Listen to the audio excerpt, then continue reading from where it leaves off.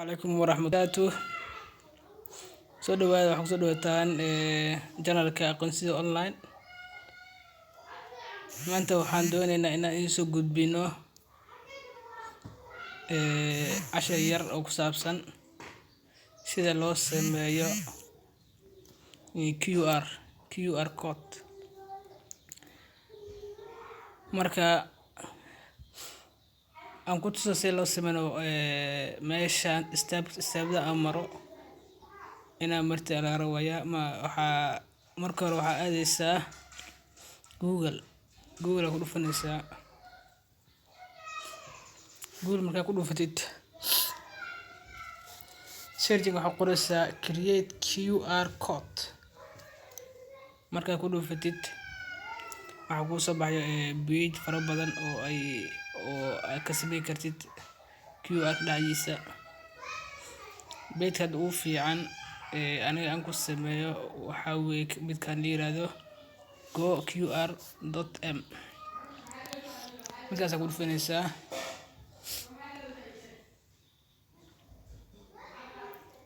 markaa ku dhufatid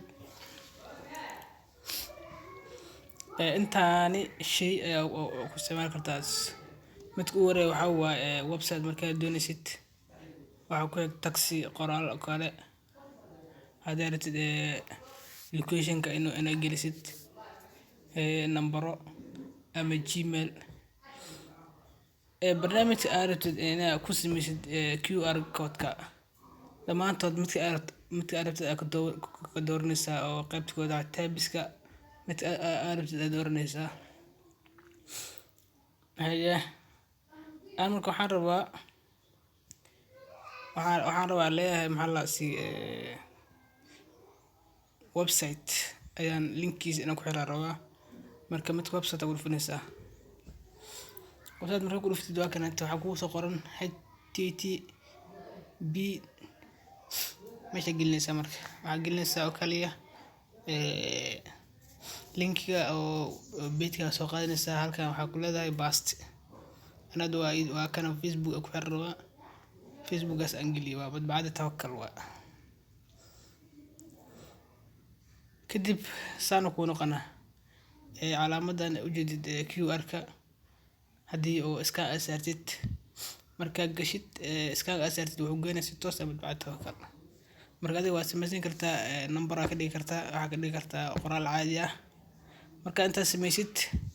kadib asaa ku siina calaamadii oo QR-ka oo daarsan kadib waa soo degsanaysaa oo kaliya waxa download ay leedahay